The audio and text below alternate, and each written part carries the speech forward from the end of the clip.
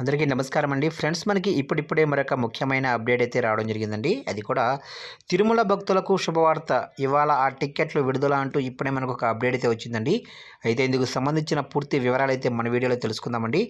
Video మాత్రం ఎక్కడ skip video మాత్రం ఎక్కడ స్కిప్ చేయకుండా చూడండి ఫ్రెండ్స్. అప్పుడే మనకి పూర్తి సమాచారం అయితే తెలుస్తుంది.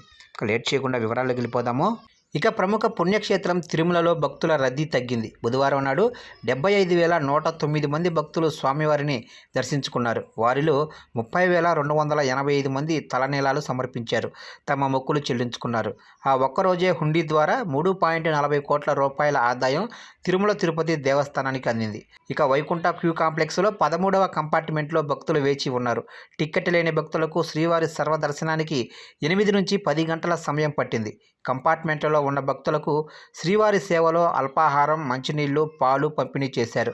శ్రావణ మాసంలో విశేష పూజలను దృష్టిలో ఉంచుకొని భక్తుల సంఖ్య మరింత పెరిగే అవకాశం అయితే ఉంటుంది. ఇక నేడు శ్రీవారి భక్తుల కోసం టీటీడీ అధికారులు అంగప్రదక్షిణ టిక్కెట్లను జారీ చేయనున్నారు. ఈ మధ్యాహ్నం 12 గంటలకు ఆన్లైన్ ద్వారా వాటిని విడుదల చేస్తారు. ఈ కోటా కింద అందుబాటులోకి తీసుకొచ్చే టిక్కెట్ల సంఖ్య 250.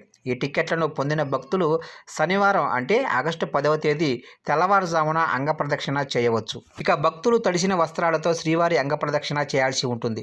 ఆ సమయంలో సాంప్రదాయ దుస్తులను ధరించాల్సి ఉంటుంది. అర్ధరాత్రి దాటిన తర్వాత 1 గంటకు వైకుంఠ మొదటి క్యూ కాంప్లెక్స్ వద్దకు భక్తులు రిపోర్ట్ చేయాలి. అక్కడ వారి టిక్కెట్లు, గుర్తింపు కార్డులను టీటీడీ సిబ్బంది తనిఖీ చేస్తారు. ఆ తర్వాతే ఆలయంలోనికి వెళ్ళటానికి అనుమతిస్తారు.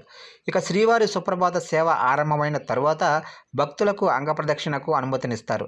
ఇక సుప్రభాత సేవ కొనసాగుతున్న సమయంలో తెల్లవారుజామున 2 గంటల 45 నిమిషాలకు తొలుత మహిళలు, ఆ తర్వాత పురుషులు అంగప్రదక్షిణానికి పంపుతారు.